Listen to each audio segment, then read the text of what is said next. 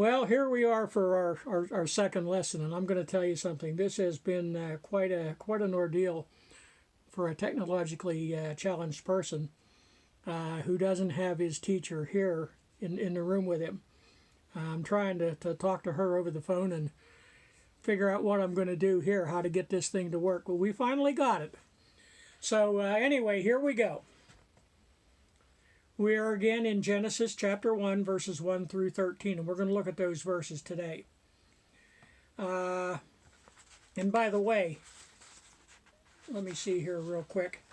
Next week's lesson will be from Genesis chapter 1, verses 14 to 25. So if you want to jot that down, verses 14 to 25, Genesis 1.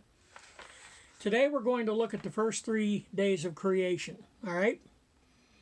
Now, what I'd like to do is to go into these verses individually and just take a look and see what the author says and maybe add some thoughts of my own, and here we go. We start off in Genesis 1, and I kind of went into this a little bit last week, but in the beginning. That's the first part of verse 1, in the beginning. This idea of a beginning. And I think I mentioned we don't know when that beginning was. And it's not all that important anyway. The point is there had to be a beginning. There had to be a point where, as the second phrase in verse 1 says, God created.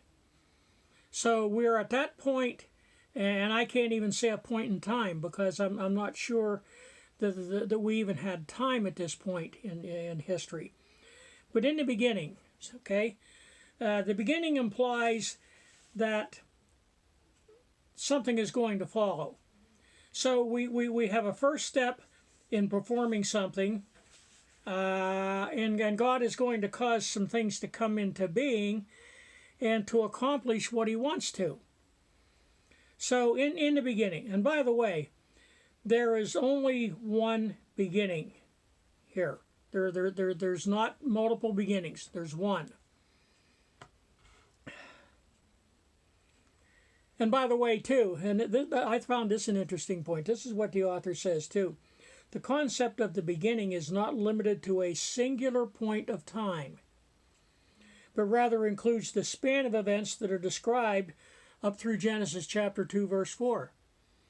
So we're going to look at that time period, but again, there has to be a starting point. All right.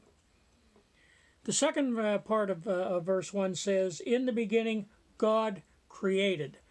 I find that word "created" to be interesting. You know, if you stop and think about it, it can have several different meanings.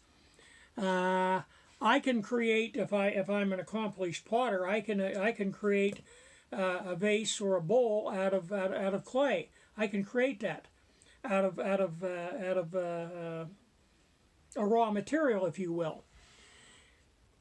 But here, what did God work with? Well, God worked with everything that he had created.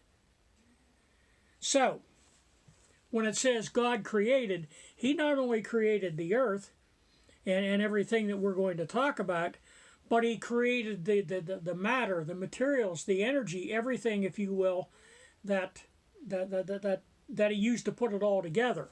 Okay?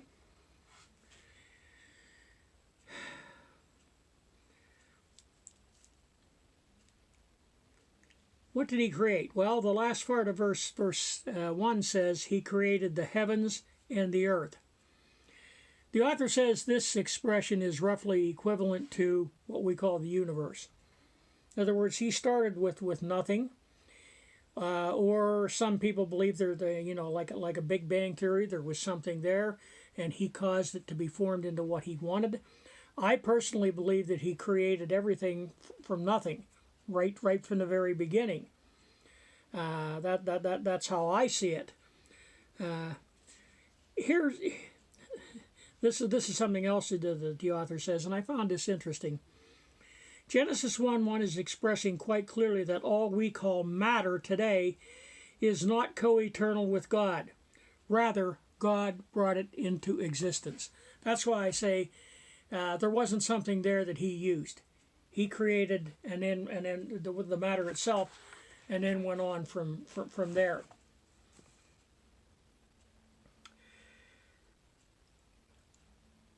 In the beginning, God created. God's divine word ordered our world into structured being. And if you think that the world is not a structured place, take a basic science course, okay? He created it to stand firm, and until he commands otherwise. Verse 2, first part says, "Now the earth was formless and empty." This term, formless and empty, in the original Hebrew also occurs in Jeremiah 4:23. There it describes the moral chaos of a chosen people who do not know the Lord, who do not know how to do good, and who are wise only in knowing how to do evil. Okay? Its parallel here in the physical sense is right here in Genesis 1:2. In other words, the earth was formless and empty. The boundaries had not yet been established. Verse 2, second part says, "Darkness was over the surface of the deep." This idea of darkness communicates the absence of light in a physical sense. Now, we can also talk about darkness in a spiritual sense, but I think this is referring to darkness in a physical sense. I remember as a kid going into Indian caverns. I think I was maybe 4th or 5th grade. They took us over there. And we got in there and they turned off all the lights. And if you've ever experienced anything like that, miners know about this. You know that when you're in a situation like that and there's absolutely no light, that's kind of a scary thing. But that was the situation when God first created. There was darkness over everything. There was no light. Verse 2, second part, "The Spirit of God was hovering over the waters." This word spirit can be translated many different ways. In some places it's translated breath, some places wind, some places courage. Let me share with you what the author says about this. Regarding the choice between translations of spirit or with a capital S or spirit with a little s, the translators were faced with the difficulty in that the Hebrew language does not distinguish between uppercase and lowercase letters. And translators must interpret the meaning, and they'd capitalize when reference to God personally or a divine being. So here, and if you look in the NIV, it's a capital S for Spirit, the Spirit of God. Some people think that refers to the Holy Spirit too, and that very well may be. The point is here, what we're speaking about is something that has the qualities of a personal being, not an impersonal force. In other words, whether you view it as part of the Trinity, or no matter how you view it, it's God. Verse 3, "And God said, 'Let there be light,' and there was light." Now keep in mind that the sun and the moon had not yet been created.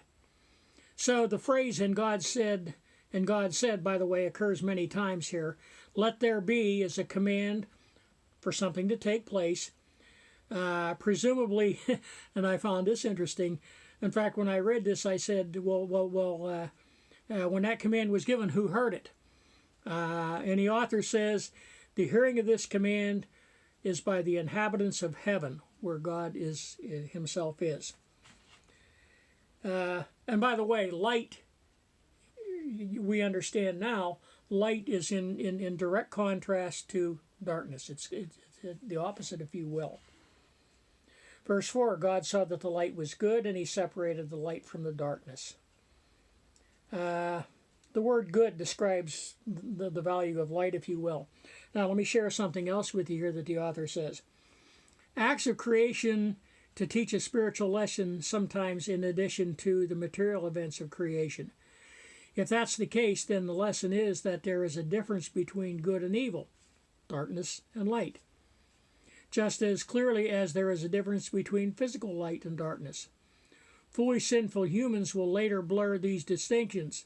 And I read that statement and I thought, boy, have we done a good job of that today. Isaiah 5:20 says, "Woe to those who call evil good and good evil." You look at our world today, you see that that's exactly what's taken place. Verse 5, God called the light day, the darkness he called night. And there was evening and there was morning, the first day. So we have the first day of creation.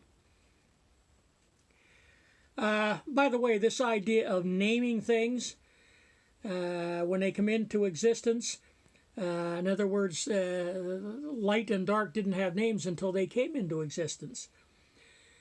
Darkness is merely the absence of light. Light is the creation of God, so also day and night are portrayed as impersonal creations rather than as rival gods or forces used by other gods. That is in direct contrast to what the ancients believed. At the time Moses wrote this, that's what they believed. Light was a god. Darkness was a god. In naming light and darkness, God exercises his authority and power as creator. By the way, the term day, and you know, I don't know that it's all that important that we understand what a day was to God at this point in history. Today we've come to use the term day as a portion where there's light out of 24 hours. It can refer to the 24-hour period itself. And we do that based on the rotation of the Earth on its axis. And then as the Earth revolves around the Sun, 365 and 1/4 of those turns on its axis equals 1 day. Okay? It doesn't make all that much difference how long that day was. You know, the Bible says the day is 1,000 years when it comes to God.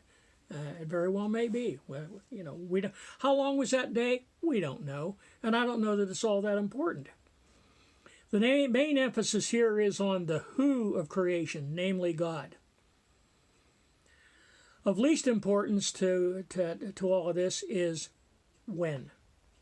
The goal of the authors is not to describe the age of the earth, but rather to describe the orderliness of creation and the lordship of the Creator himself. By the way, scientists throughout history, you go all the way back to Galileo in the 1500s, have tried to calculate light in its various forms, the speed of it, just exactly what it is, and everything. And we've done a fairly decent job of that. But again, that's all well and good, and it's good for mankind to know those things. But as far as the creation, it doesn't make all that much difference. Verse 6, and God said, let there be a vault between the waters. This word vault refers to a bowl-like dome mentioned in the lesson context. Now, I'll go back to that for a second. If you can envision a round plate, and you take a concave bowl and lay it, turn it upside down, and lay it on the plate, okay? The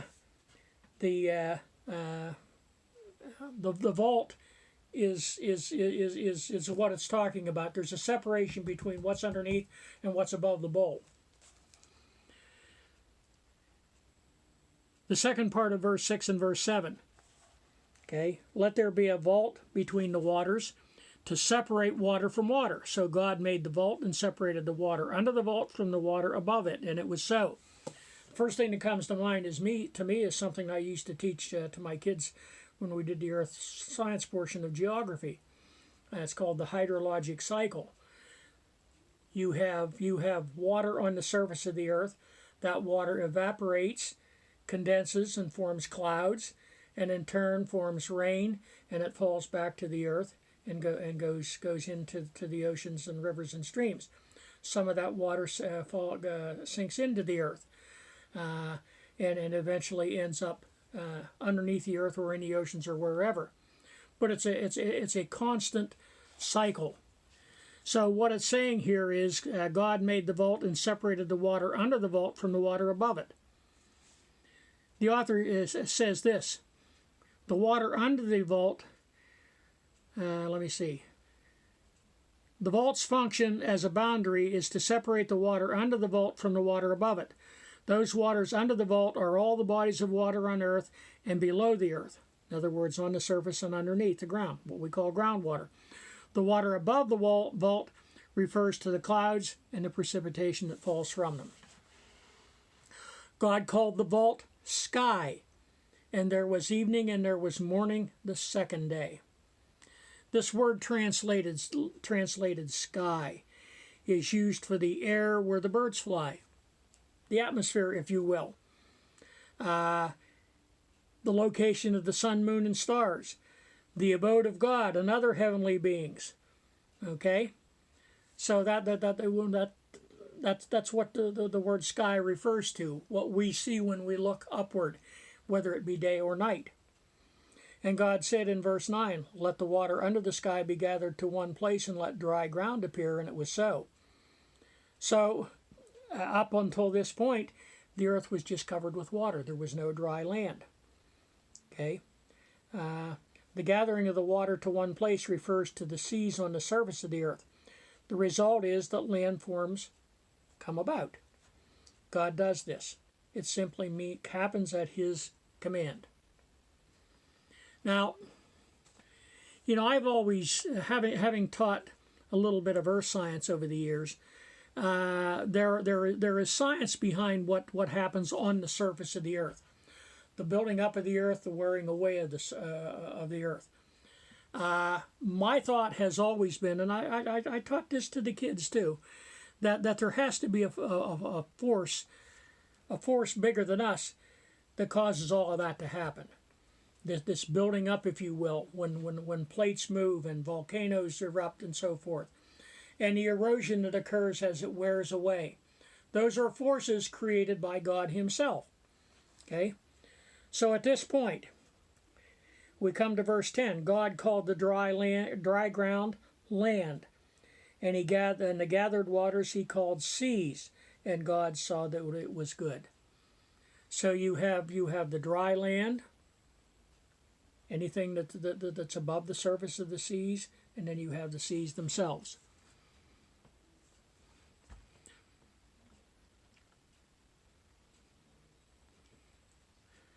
Verse 11 and the first part of verse 12. Then God said, "Let the land produce vegetation, seed-bearing plants and trees on the land that bear fruit with seed in it, according to their various kinds," and it was so. The land produced vegetation, plants bearing seed according to their kinds, and trees bearing fruit with seeds in it according to their kinds. Now, keep in mind, again, that the sun and the moon hadn't yet been created. Now, if you know anything about plants, you know that plants use light through a process called photosynthesis to grow and produce what they produce. So, what about these plants here? The sun hasn't been created yet. I believe it's the light of God Himself that causes these to survive until the sun is created. The various kinds of plant life appear. This continues the preparation of the earth for human habitation, and now there is a renewable sustenance of the earth necessary for survival of humans and animals. Now, here's one other point real quick on this one. The phrase "according to their kinds" is important and remarkable in indicating that watermelon seeds result in watermelons. For example, if we pause to consider that the consistency of this, it is remarkable yet today. The old idea of evolution.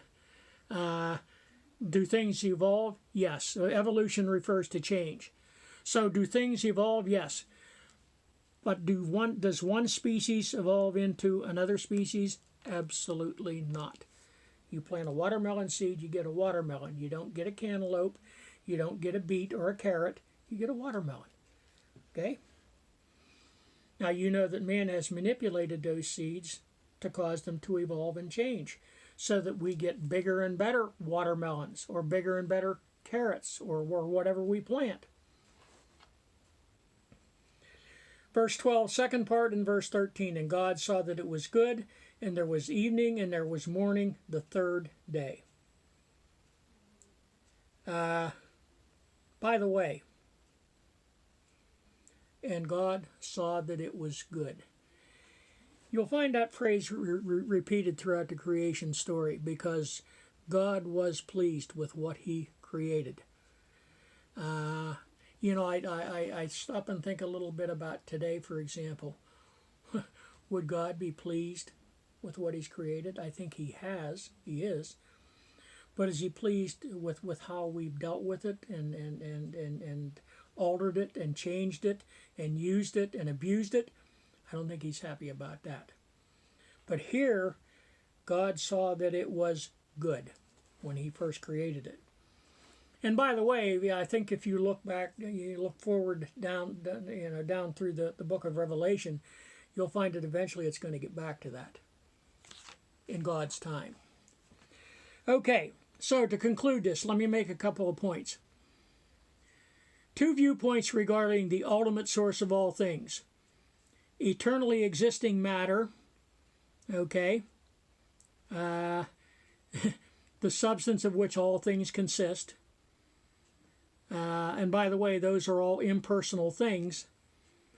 But in the other viewpoint, you have the ultimate source of what caused all that to come about. And that is a person, and that is God himself. A person who has qualities such as self-awareness, will, morality, and the power to act. That's God.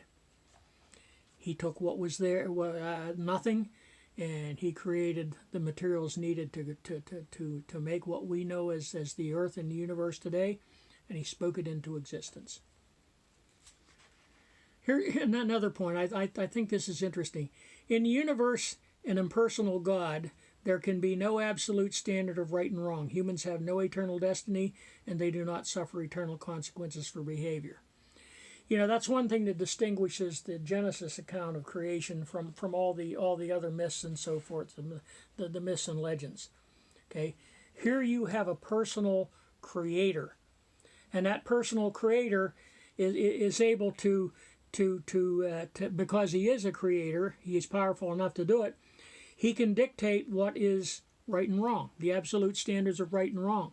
And I find this interesting because man is constantly today challenging what God says is right and wrong. And as a result of this, also God has the power to give humans an eternal destiny. And we do suffer eternal consequences for our behavior. That's because God created us, and we're going to talk about that down the road here, and he has the power to do that. In the real universe, a personal God is he who decides what is right and wrong. The uncreated God of the Bible is the creator of all that exists, and his creation is obligated to obey him. I find that interesting, especially humans. And you know that when he created us, he gave us free will, and we'll talk about this down the road too. We have the ability to decide yes or no whether we're going to obey him or not. Okay? But it's all there. He tells us what it should be. The scriptures tell us about the designer of the universe. God has sent us instructions on how to live, the rules of right and wrong, the consequences of breaking the rules. Humankind has been granted freedom to choose whether to obey those rules or not. Humankind has not been given the right to decide what the rules are. And I find that an interesting point, because that's exactly what we say, what a lot of people want to do today. They want to set the rules. And God, when he created all of this, when he put it there, he set the rules and gave them to us right with it. So we don't have the right or the ability to make those rules. Our obligation is to obey them. Okay? So that brings us down to the end of this one. As I said, next week we'll be in Genesis chapter 1, verses 14 through 25. And we'll continue with the creation story from that point. Okay? Thanks for watching.